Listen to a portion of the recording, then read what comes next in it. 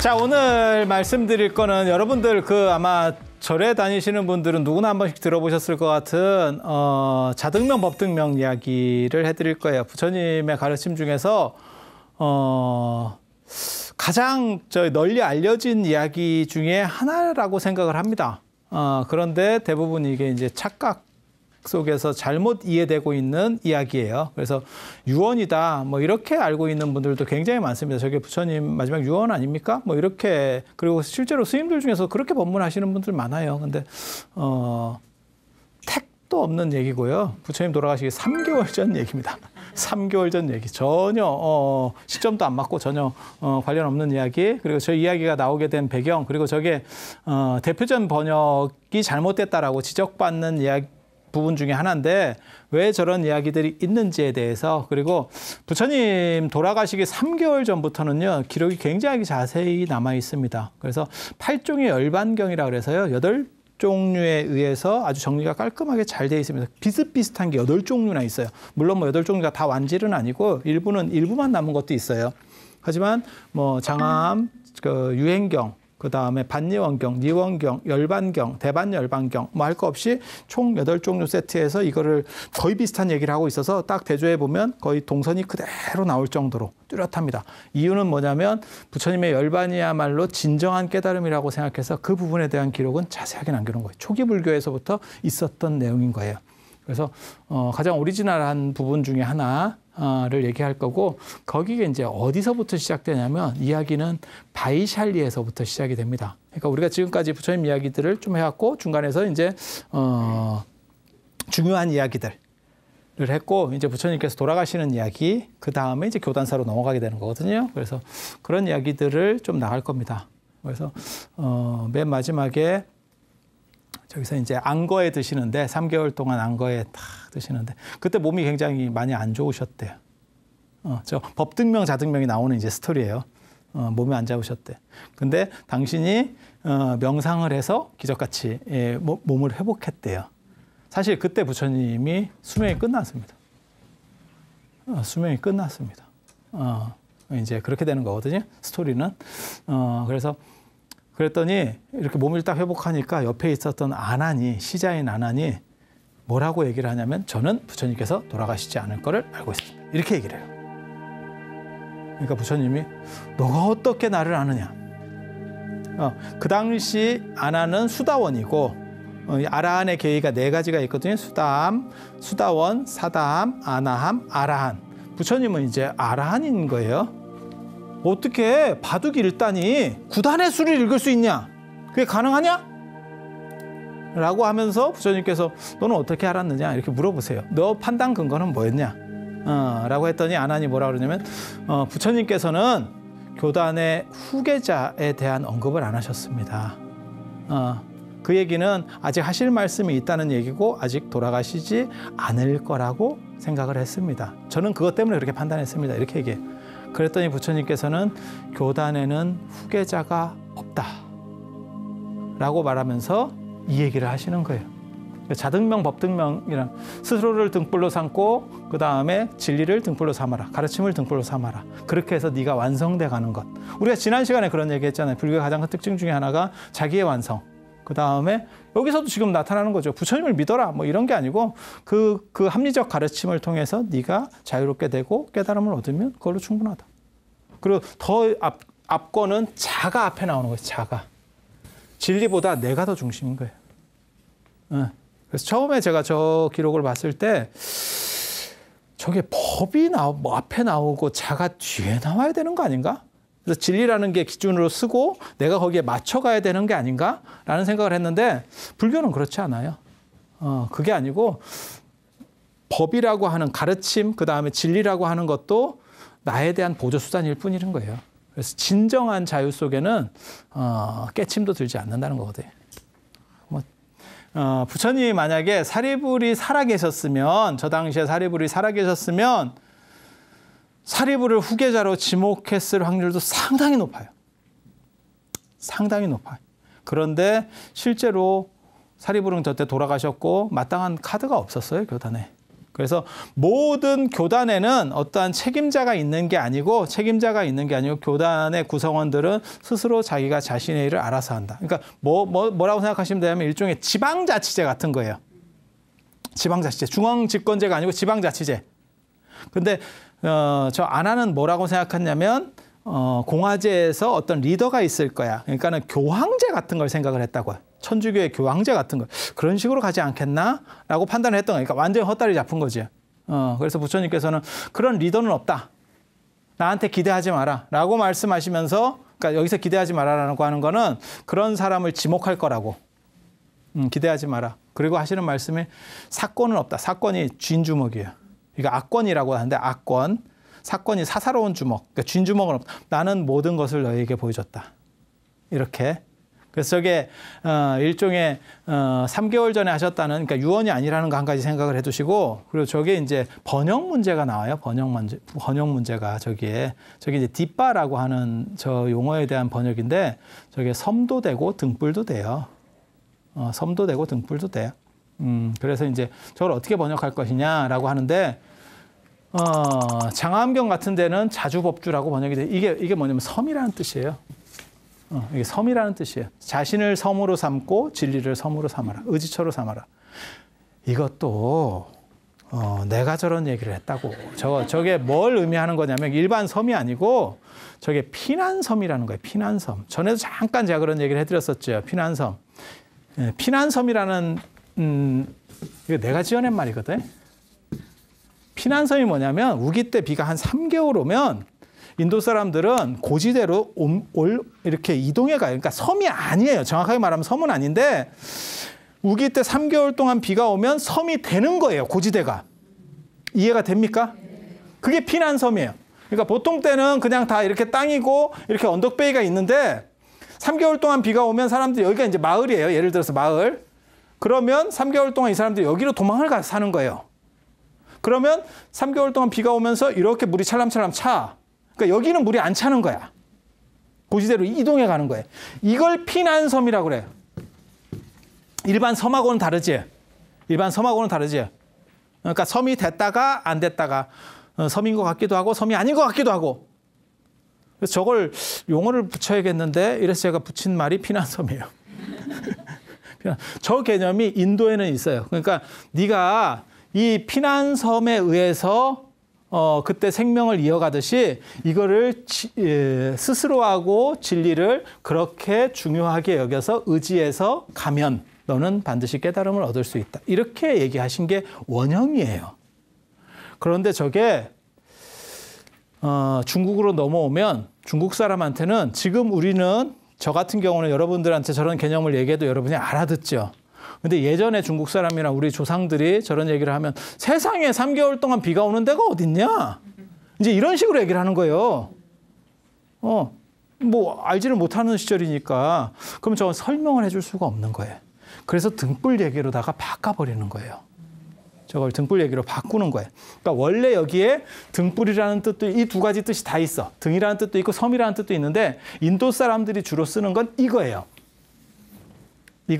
섬이라는 뜻이에요. 그리고 인도 사람들은 저 개념이 팍 들어오는 거예요. 저렇게 얘기해도 훅 들어오는 거예요. 저건 생존에 있어서 아주 중요하지. 이렇게. 그러니까 저런 비유를 들었을 때 마치 생명처럼 그것에 의지해서 네가 갈 수 있도록 해라. 라고 얘기하는 건데 중국 사람한테 저 얘기를 하려니까 깝깝한 거지. 말이 길어. 저 섬 이러면 무슨 얘기냐 하면 섬? 섬? 이게 뭐예요? 이제 이렇게 가는 거죠. 그래서 저거를 어떻게 처리할 방법이 없어요. 처리할 방법이 없어. 그러다 보니까 저걸 등불로, 등으로다가 번역을 하는 거예요. 예전에 조족등 이런 거 아세요? 조족등? 밤길을 갈 때 쓰는 거. 이렇게 하면 앞에 이렇게 농구공 같이 생겨가지고 이렇게 불을 이렇게 지펴주는 거예요. 이렇게. 그러면 사람이 밤길을 가면 다 어둡잖아요. 가로등이라는 개념이 없잖아요. 여러분 어렸을 때만 해도 가로등이라는 개념 없잖아요. 그러면 그것에 의지해서 사람이 가는 거예요. 그래서 이거 잘못하면 길을 잘못해서 또 이렇게 떨어질 수도 있고 예전에는 좀 위험한 요소들이 많으니까 그래서 그 등불에 의지해서 가는 것처럼 그렇게 가라 라고 해서 이때 등불로 번역하는 거예요. 그래서 이걸 뭐라고 얘기하냐면 번역이 잘못됐다라고 지적하는 분도 있어요. 저건 번역 잘못이다. 근데 우리 같은 사람은 뭐라고 얘기하는 거냐면 일부러 번역 저렇게 했을 거다. 왜? 비유를 들어줬는데 못 알아듣는데 이 사람들이 못 알아들으면 비슷한 걸 끌어들여서 알아듣도록 해주는 게 번역자의 역할이거든요. 그러니까 두 가지 번역이 있는 거예요. 하나는 직역해서 주는 거. 오렌지. 그럼 오렌지 하면 못 알아들어. 그러면 일부러 귤이라고 번역하는 거예요. 그러니까 오렌지를 오렌지라고 번역하면 이 사람 머릿속에는 이게 전혀 떠오르는 게 없어.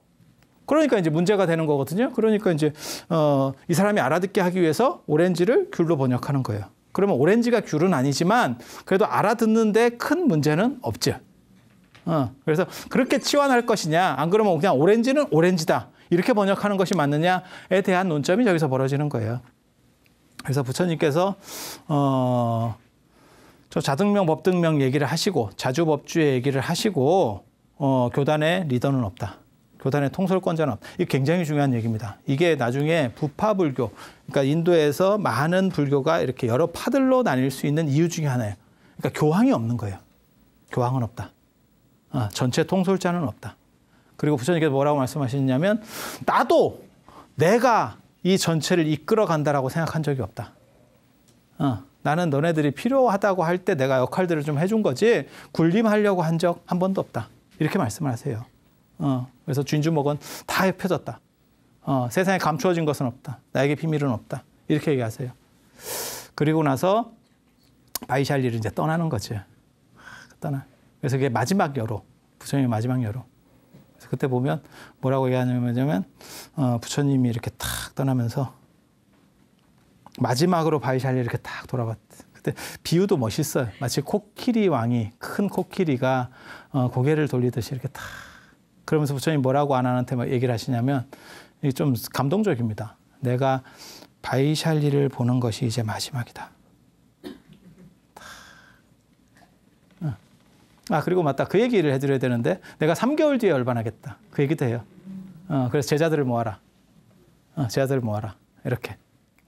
그렇게 해서 이게 약간 오역의 문제가 존재한다는 거를 기본적으로 알아두시고 하지만 저것은 오역으로 볼 거냐 안 그러면 더 어떻게 보면 전달을 위한 번역으로 볼 것이냐에 대한 논점이 있다는 거 한 가지 정도 생각을 하시고 그 다음에 또 그 다음으로 얘기해야 될 게 이제 계속 조그만 도시들로 가세요. 조그만 도시들을 이렇게 쭉 가시면서 쿠시나가라까지 이렇게 가시거든요. 거기 가다 보면 죽은 왕자의 사원 뭐 이런 것도 있어요. 마지막으로 부처님께서 들리셨던 뭐 사원 뭐 이런 것들도 있고 거기에 이제 마지막으로 춘다라고 하는 분의 공양을 드시죠. 춘다 들어보셨어요? 대장장이 춘다.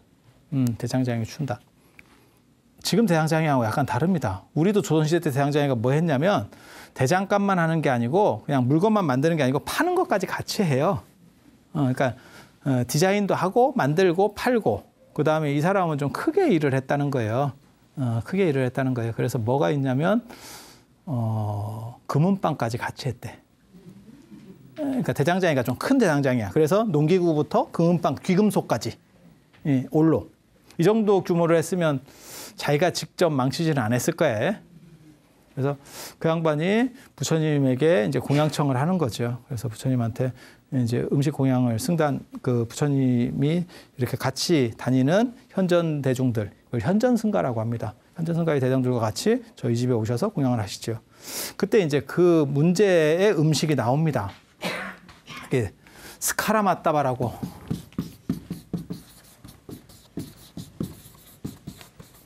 문제 음식입니다. 문제 음식. 이거를 남방불교에서는 뭐라고 얘기하는 거냐면 새끼 돼지고기. 새끼 돼지. 돼지고기라고 얘기를 하고 그 다음에 이제 북방불교에서는 전다장 버섯이라고 그래요. 전다장 나무의 버섯.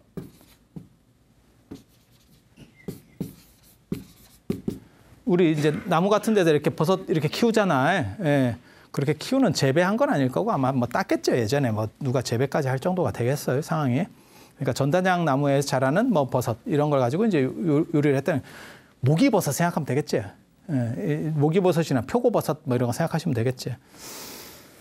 그렇게 해서 부처님한테 부처님과 대중들에게 저 음식을 이제 잘한다고 해서 내줬는데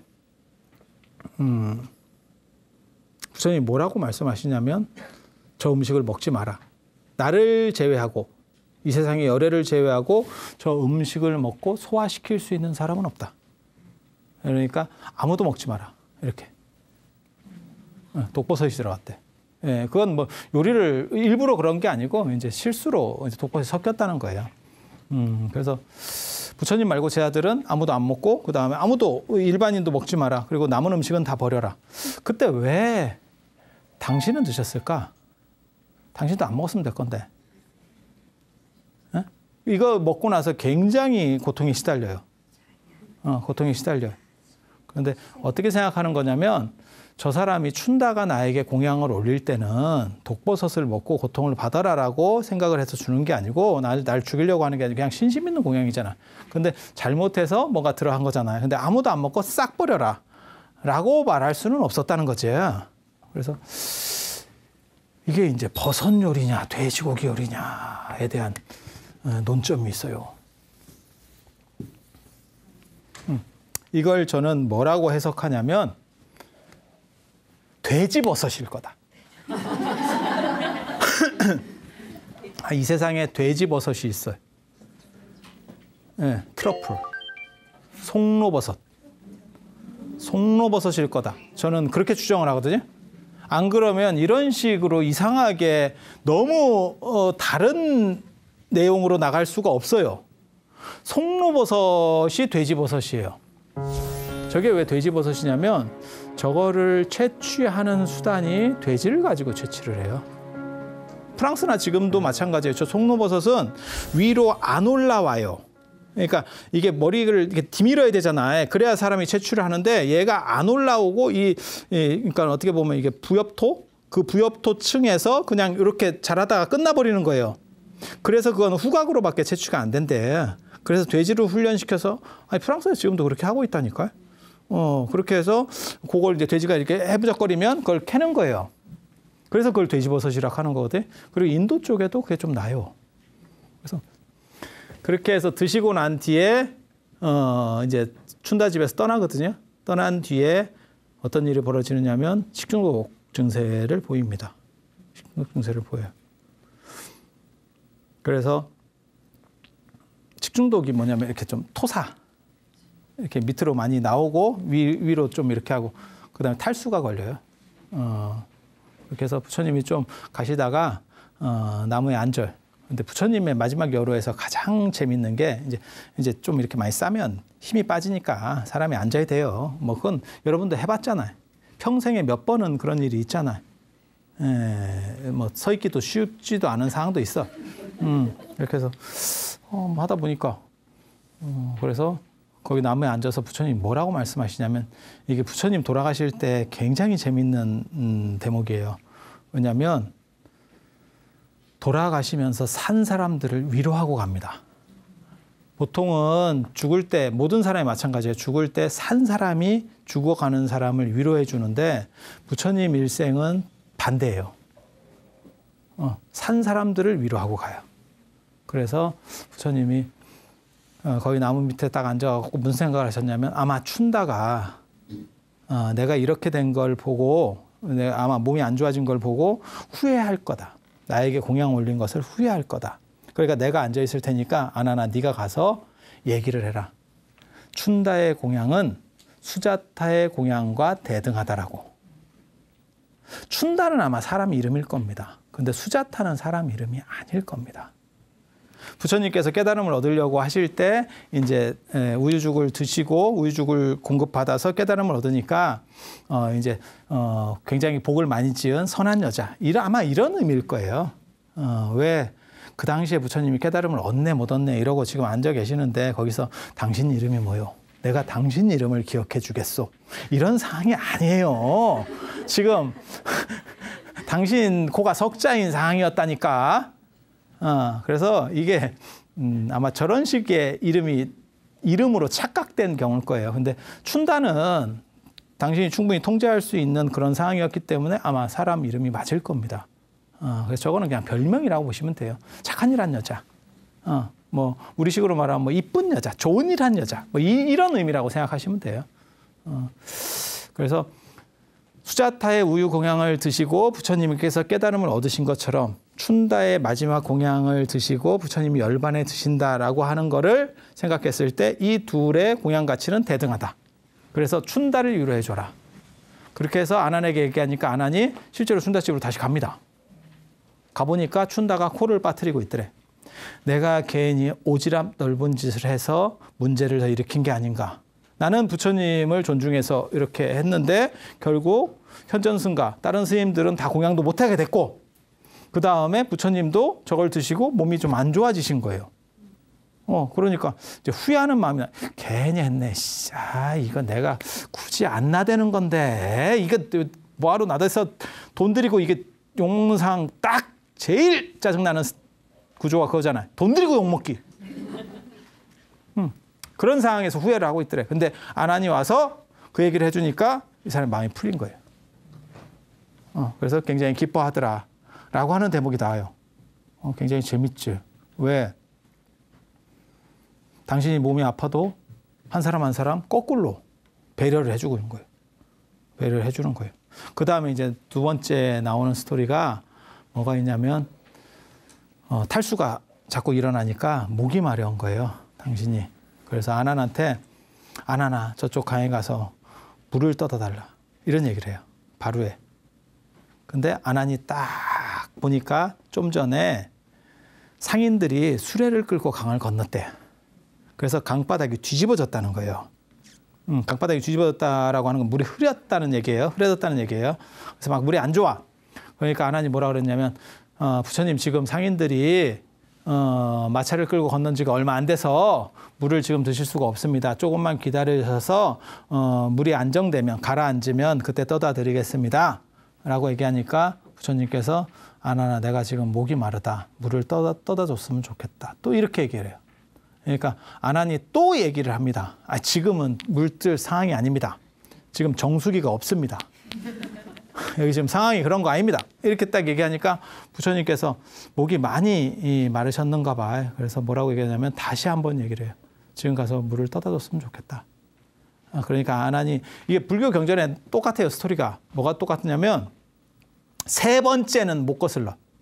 세 번째가 끝이에요. 3세판 마지막 세 번째 끝이에요. 그래서 아난이 코를 빠뜨리고 갔대. 이게 물이 안 된다니까.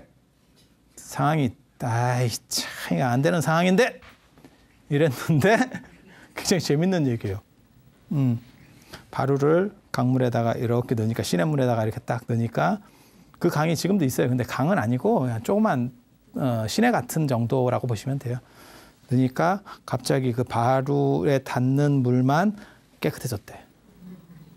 그렇게 해서 그걸 딱 이렇게 갖다 드려서 당신이 물을 드시고 맨 마지막에 쿠시나가르로 가십니다. 쿠시나가르로. 그리고 쿠시나가르에 가셔서 무슨 일이 벌어지냐면 아난한테 당신이 어떻게 장례할 건지를 다 얘기해요. 탑은 어디다 세우고 화장을 어떤 방식으로 하고 그걸 되게 재밌어요. 그걸 물어볼 수 있을까? 물어보는 사람도 그렇고 대답하는 사람도 그렇고 굉장히 재밌다. 이게 동아시아 문화하고 이게 다른 큰 특징 중에 하나거든요. 이유는 뭐냐면 우리는 어른들한테 뭘 못 물어봐요. 그런 돌아가시는 거 관련된 거는 잘 못 물어봅니다. 왜? 그게 이제 나 죽을 날을 쟤네들이 기다리나? 이런 생각을 혹시라도 이렇게 드릴까 봐 감히 당신이 먼저 말씀하시지 않으면 그걸 뭘 타치할 수가 없어. 근데 인도는 윤회론이기 때문에 죽은 뒤에도 이렇게 돈다라고 생각해서 죽음에 대해서 훨씬 관용적입니다. 이 사람들의 생각이. 우리는 약간 죽은 뒤에는 끝난다라고 하는 이게 유교적 관념 때문에 그렇거든요. 그래서 죽음을 터부시하고 죽음에 대한 말을 꺼내면 안 돼. 그래서 부처님 같은 경우는 이제 열반하시는 거고 처음으로 부처님이 돌아가시는 상황이기 때문에 부처님의 화장이라고 하는 개념이 없는 거예요. 그리고 부처님의 탑이라는 개념도 없고 그러다 보니까 당신이 직접 다 지시를 하세요. 그리고 그때 부처님을 어떻게 입관하고 뭐 어떻게 화장해라라고 하는 게 오늘날까지도 그것을 기본으로 해서 사리장엄구라고 하는 게 만들어져요. 탑이나 이런 데 보면 부처님 사리를 모시는 게 있거든요. 그러면 그게 이제 뭐 금, 그다음에 수정이나 유리로 된 사리함, 그다음에 사리병, 그다음에 이제 금, 은, 동 뭐 이런 식으로 무슨 러시아 인형처럼 이렇게 계속 박스가 이렇게 커지면서 러시아 인형 그런 거 아시죠? 이렇게 열면 계속 조그만해 나오는 거. 뭐 이런 식으로.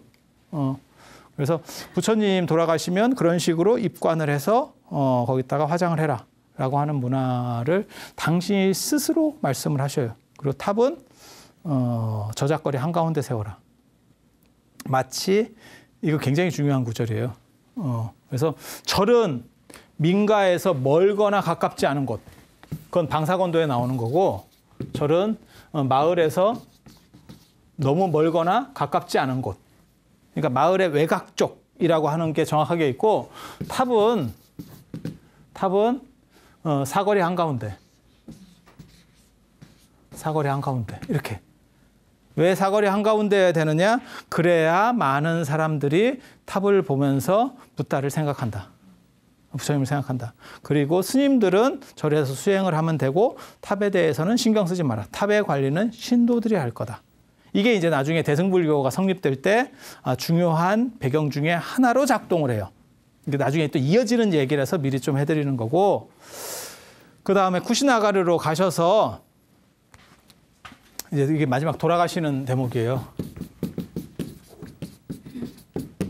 쿠시나가르에서 그때 사람들한테 얘기를 해요. 아나나, 마을 사람들에게 가서 오늘 완성된 사람이 열반할 거라고 얘기를 해라. 그래서 예배하고 싶은 사람, 그 다음에 친견하고 싶은 사람이 있으면 오라고 해라. 그래서 아난이 갔더니 그게 공회당에 그 당시 사람들이 모여가지고 뭐 회의를 하고 있었대. 그래서 거기 가서 그 얘기를 했더니 사람들이 득달같이 모든 사람들이 오는 거예요. 그래서 차례차례 이렇게 하는데 너무 많아서 오늘 안에 안 끝나겠대. 줄을 서시오. 이렇게 줄이 너무 길어. 번호표 받고 이게 번호표가 한 200번 밀렸네. 이거 은행문 닫는 거 아니야? 이런 식이 지금 상황이 된 거예요. 그래서 아난이 뭐라 그러냐면 그러지 말고 한 사람씩 하지 말고 가족끼리 합시다. 팀으로. 가족끼리. 그래서 부처님한테 예배하고 이제 그 마을 사람들이 떠나갑니다. 그때 맨 마지막에 온 제자가 수바드라라고 하는 사람이에요. 수바드라. 이 사람이 와요. 이 사람이 그 동네에서 굉장히 뭐라 할까, 이름난 수행자입니다. 쿠시나가르의 이름난 수행자. 그리고 부처님을 알고 있었어. 그전에도 알고 있었어. 단 만나러 가지 않았어. 이유가 뭐냐면 가오가 무너질까 봐. 가오가 무너질까 봐. 그런데 부처님께서 돌아가신다고 생각을 하니까 저 양반도 대단한 사람이에요. 저 때 120세라고 나오거든요. 아니 진짜는 아니에요. 그게 사진법 문화이기 때문에 120세면 엄청 오래 산 이런 뜻이에요. 근데 부처님께서 열반에 드신다고 하니까 무슨 일이 벌어졌냐면, 내가 가오를 이렇게 차리는 것보다, 쉽게 말해서 있는 척 하는 것보다 내가 모른다는 사실에 집중했을 때 사람이 발전해요. 체면보다 내 스스로 모른다라고 하는 부분에 얼마만큼 집중할 수 있냐. 이건 굉장히 중요한 얘기거든요. 그래서 저 양반이 갑자기 그 생각이 드는 거예요. 나는 완전한 깨달음을 얻지 못했는데 저 어른이 돌아가시고 나면 물어볼 데가 없을 것 같다. 그러니까 내가 체면이 구겨지더라도 나는 저 양반한테 물어보러 가겠다. 딱 합니다. 그렇게 해서 물어보러 오니까 아난이 딱 이렇게 비서실장이잖아요. 그리고 많은 사람들이 이제 인사 올 때마다 생각을 이렇게 많이 봐왔겠지. 25년 동안이나 봤는데 눈치를 딱 보니까 저 사람은 눈빛이 다르대. 그냥 일반적으로 인사 온 사람이 아니고 마치 논쟁을 하러 온 사람 같대. 그러니까 아난이 뭐라고 나가서 얘기하냐면, 이 사람이 당신 선생님을 뵈러 왔습니다. 이러니까 당신은 이미 늦었습니다. 당신은 이미 늦었습니다. 지금은 때가 아닙니다. 그러니까 그런 거 할 때가 아니라는 거예요. 뭐 논쟁하고 할 때가 아니라는 거예요. 그러니까 이제 오히려 수바드라가 답답해져요. 그래서 뭐라고 얘기하냐면 내가 선생님을 뵙겠다는데 네가 왜 말리냐. 너 뭐야. 이제 자꾸 이렇게 해서 옥신각신합니다. 그러니까 부처님이 그 얘기가 들리지. 왜냐하면 뚫려 있는 공간이니까. 다 노천에서 지금 일이 벌어지니까. 그러니까 부처님께서 뭐라고 말씀하시냐면 아나나 저 사람을 막지 마라. 저 사람이 내 마지막 제자가 될 것이다. 그래서 이제 대면이 되는 거예요. 대면을 했더니 아니나 다를까 이 사람이 말이 많아. 자기 그게 아집이 강한 사람이야. 그래서 내가 이러한 수행을 했고 뭐 했고 막 얘기를 하는 거야. 그러니까 부처님이 제가 그런 얘기하는데 부처님이 얼마나 인격자라는 걸 알 수 있냐면 경전을 보면 다른 사람이 말할 때 말을 안 끊는다니까. 전에도 제가 잠깐 그런 얘기 했잖아요. 남의 말을 안 끊고 그 허저분한 얘기라도 끝까지 들어주고 다음에 자기 얘기를 하는 게 그게 인격자긴 인격자인데 실제로 실전해 보려면 굉장히 어려운 일이라고. 그런데 부처님도 말을 끊을 때가 있어요. 그게 이 수바드라 말을 끊어요. 수바드라 말. 말 되게 많은가 봐. 근데 끊는 이유가 뭐라고 그랬냐면 네가 뭔 얘기할지 대충 알겠다. 하지만 지금 내 상황이 네 얘기를 다 들어줄 수 있는 시간이 없어. 네가 왜 왔는지에 대해서 한번 생각해 보자. 네가 필요한 것만 내가 지금 빨리 얘기를 해줄게. 너는 지금 깨달으려고 왔고 그 관련된 핵심만 내가 얘기해 줄게. 오케이? 이렇게 된 거예요. 그러니까 그럼 그렇게 해주세요. 이렇게 돼서 뭘 얘기하시냐면 사성제 8정도예요. 부처님은 노기아원에서 오비구를 제도하실 때도 사성제 8정도 연기법을 말씀하셨고 돌아가실 때도 내나 그 얘기를 하세요. 그래서 사성제 8정도가 불교에서 가장 중요한 교설이에요. 가장 중요한 교설이에요. 다른 거 뭐 이런 얘기 다 필요 없어요. 그게 최고로 중요한 교설이에요. 그렇게 해서 그걸 말씀을 해주시니까 이 수바드라가 이 양반은 원래 수행자였기 때문에 잘 안 되고 있었던 거지. 그러니까 이게 노력을 안 하는 사람이 아니고 열심히는 하는데 이게 물꼬가 잘 안 트인 상황이었거든. 그래서 부처님에게 딱 건드려 주니까 바로 아라한이 돼요. 바로. 그래서 이 양반이 아라한이 딱 되고 나서 뭐라고 얘기하냐면 그것도 아주 재밌어. 저렇게 온 사람 치고는 너무 희한한 얘기를 해요. 저는 선생님이 돌아가시는 걸 차마 못 보겠습니다. 제가 먼저 열반에 들어도 될까요?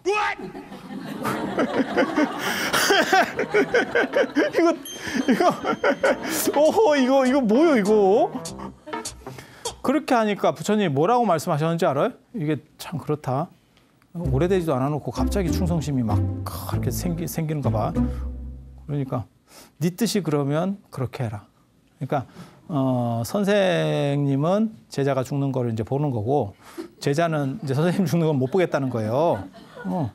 실제로 그래서 부처님 어떤 불전에는 어떤 부처님 전기에는 그래서 부처님 이전에 돌아가시는 분들도 있었다는 거예요. 어차피 나는 뭐 배울 거 다 배웠고 어느 정도는 됐고 선생님 돌아가셔서 사는 것보다 그냥 이 정도에서 끝내는 게 낫겠다. 뭐 이런 판단도 했다는 거예요. 그래서 수바드라가 죽어요. 그리고 원래 외도에서 온 사람은 4개월 동안 이게 행자의 시원입니다. 부처님께서 일반 사람이 왔을 때는 그냥 비구로 받아주지만 다른 종교에서 온 사람은 4개월 동안 관찰 기간을 두게 돼 있어요. 그리고 이 수바다라도 원래 외도에서 들어왔기 때문에 다른 종교에서 들어왔기 때문에 4개월이 있었는데 부처님께서 저런 게 해야 되나요? 이러니까 부처님이 너는 괜찮아. 부처님이 직권 면제해 줍니다. 직권 면제. 넌 그 정도 내가 딱 보기 괜찮아. 다 싹 빼주는 거예요. 그래서 돌아가셔요. 그 다음에 나타나는 사건이 또 굉장히 재밌는 사건이죠. 아난이 우는 사건.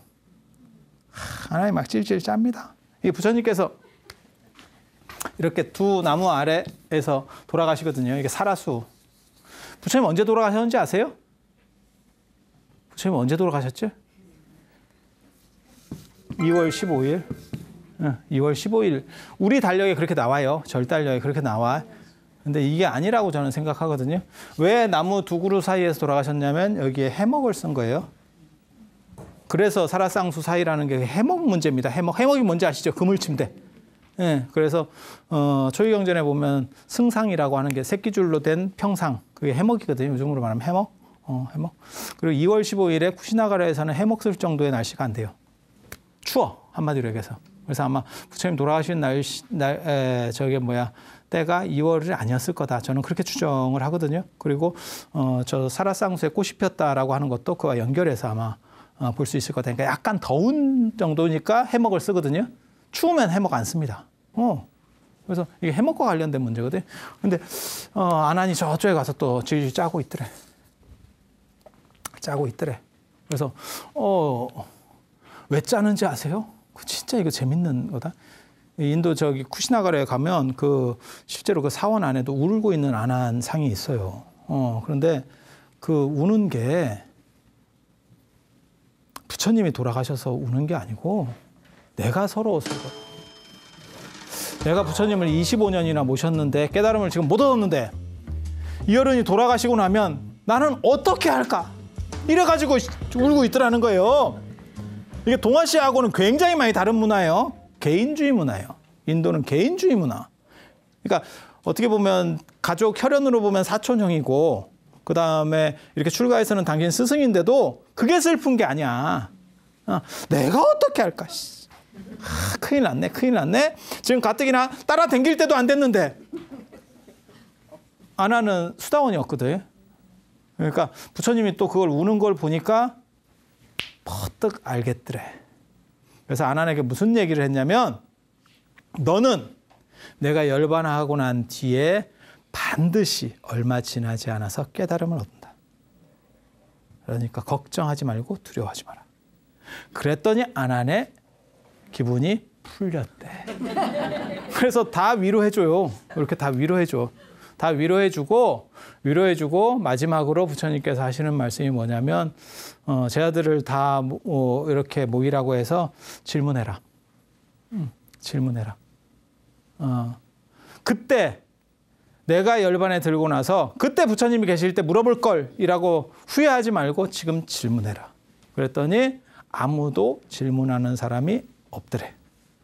그럴 수밖에 없는 게 그 당시에는 가까이 계셨으니까 그냥 물어보면 되니까. 마치 부모님 생각하시면 되죠. 그죠? 뭐 특별히 물어볼 게 뭐 있어요. 그냥 그때그때마다 다 해결을 했는데. 그러니까 부처님께서 한마디 더 해요. 내가 지금 열반에 가깝다고 생각을 해서 못 물어보면 친구일이라고 얘기해서 물어봐라. 제 아는 사람이 그러던데요. 이러면서 물어봐라. 그러니까 그 시절에도 그런 게 있었는가 봐. 지금도 있잖아. 뭐 상담을 하는데 이건 뭐 친구일인데 더럽게 잘 알아. 그 감정까지 막 소상하게 알아. 뭐 이런 거 해라. 그렇게라도 해라. 그렇게 3번을 물어보셨는데 아무도 질문이 없더래. 그러니까 아난이 대표로 지금 이 대중 가운데는 부처님께 질문할 사람이 없는 것 같습니다. 그랬더니 이게 마지막 부처님 유언이 나오는 거예요. 저거는 3개월 전 얘기고 비구들이여 방일하지 마라. 너네들 놀지 마라. 나도 방일하지 않아서 방일이 이게 논다는 뜻이에요. 그러니까는 이렇게 뭐라 할까 쓸데없이 시간 보내면서 시간 죽이고 있는 거죠. 그래서 그렇게 하지 마라. 나도 방일하지 않음으로써 스스로 정각에 이르렀다. 나의 한량없는 모든 올바름도 이런 깨달음도 다 방일하지 않으면서 연유하였은 거니까 그러니까 너희들 부지런히 해라. 부지런히 해라. 그게 마지막 유언이에요. 그래서 처음에 제가 이 유언을 들었을 때 처음에 이런 걸 봤을 때 굉장히 좀 별로라고 생각을 했어요. 별로라고 생각했어요. 왜 그러냐면 뭔가 멋있는 게 나올 거라고 생각했는데 이게 무슨 놀지 말고 열심히 해라. 열심히 하면 다 되는 거야. 이렇게 얘기하고 돌아가셨다는 거거든. 이게 뭐야? 뭔가 이렇게 한 방을 딱 해야 될 거 아니야. 큰 스님 돌아가실 때처럼 뭐 무슨 개송을 하든지 뭔가 이렇게 아사모사한 얘기들이 뭐가 좀 나와야 되는데 너무 밋밋한 거야. 그것 때문에 자등명, 법등명 얘기가 유언처럼 흘러가고 있는 거예요. 사람들 사이에서. 그런데 한 번 더 생각해 보면 그게 어떻게 보면 가장 일반적인 게 가장 힘 있는 얘기예요. 그리고 야, 이게 말이야. 뭐 대단한 뭔가가 있어. 비법이 있어. 그게 아니고 뭐든지 소가 걸음치듯이라도 꾸준히만 가면 너네는 결국 된다. 그건 누구만 되는 것도 아니고 너네 모두가 될 수 있어. 쉼 없이 정진하기만 하면. 그렇게 하고 부처님께서 돌아가시는 거예요. 그래서 이게 오히려 훨씬 더 대인 같은, 대장부 같은 언설이었다. 저는 그렇게 생각을 해요. 그거는 제가 이제 좀 철이 들고 이제 갈 때가 됐다는 얘기지. 그래서 어떻게 보면 부처님의 마지막 말씀은 자등명, 법등명보다 더 귀한 말씀이고, 그리고 자등명, 법등명이라는 이야기는 실제로는 너희들이 너를 중심으로 하고 그다음에 진리를 중심으로 하라는 얘기가 아니고, 실제로 아난이 물어봤을 때 핵심은 교단에 승계자가 있느냐라고 하는 거고, 부처님께서 대답하신 거는 교단에는 승계자가 없어 라는 뜻을 하신 말씀이에요. 그래서 여러분들이 그런 얘기를 가지고 진리를 의지하고 그다음에 무슨 뭐 나를 의지해서 가라 이렇게 해석하고 얘기하는 거는 사실은 완전히 사짜입니다. 그래서 그런 정도 생각을 하시면 되겠고, 오늘로써 부처님께서 돌아가셨습니다. 아니 그게 박수 칠 일은 아닌데. 그리고 부처님 돌아가시고 나서 불교사가 이제 제대로 시작되기 시작하는 거예요. 그리고 흥미있는 얘기를 한 가지 해드리면, 부처님 돌아가시고 나서 축제가 벌어집니다.